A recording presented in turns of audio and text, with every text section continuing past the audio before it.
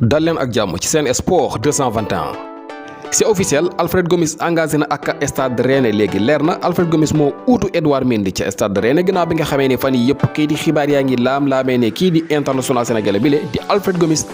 mën na dem foofule ca Rennes léegi officiel na stade Rennes officialisé nañu li nga xamante ne moo di arrivé wu kii di Alfred Gomis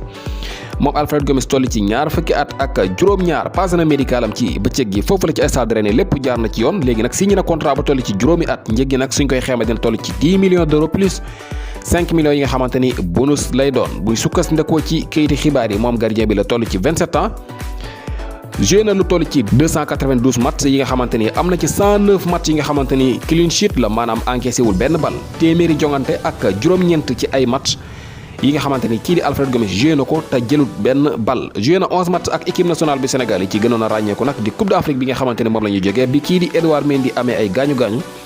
moom Alfred Gomis moo géré woon camp yi ba équipe nationale bu Sénégal sax dem ci li nga xamante ne moo di finalu Coupe d'Afrique boobule jamono yi nag kii di Alfred Gomis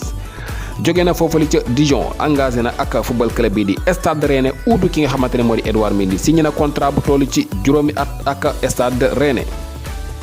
moom Édouard Mendy moomu la sax dem foofu la ci Chelsea football club tey jii lay joué matcham bu njëkk wala sax mu ngi joué matcham bu njëkk ci diggante Chelsea football club ak Tottenham jamono yi la kii di Édouard Mendy titulaire la ci jongante googule gannaaw bi ma engagé ak Chelsea football club tey jii kii di international sénégalais bi la mu ngi joué matcham bu njëkk ak football club boobule. Keita Diao Balde mi nga xamee ne moom itam fan yi rek la jógee foofu la ca Monaco dem fële ca Italie ak football club bi di Sampdoria kayiti xibaar yaa ngi xam ne ci visite médicale am moom Diao Balde dañu ko testé mu positif ci li nga xamante ni moo di coronavirus lii nag taxoon na ba ñuy jàpp ne sax transfert boobule mën na taga tembe waaye bu sukkandikoo ci kayiti xibaar yi transfert bi jàll na donte ne moom dañu ko testé mu positif moom Diao Balde ber nañu ko jamono yile foofu la ca Sampdoria waaye dina des foofu la ci football club boobule ci benn at bi nga xamante ni Monaco abal nañu ko Sampdoria ki nga xamante ne moo di international sénégalais bi la di Diao Balde kon Monaco prêté nañ ki nga xamante ne moo di Diao Balde foofule ca Sampdoria ci benn saison bi nga xamante ne dina ànd ak option d'achat bu toll ci 10 millions d'euros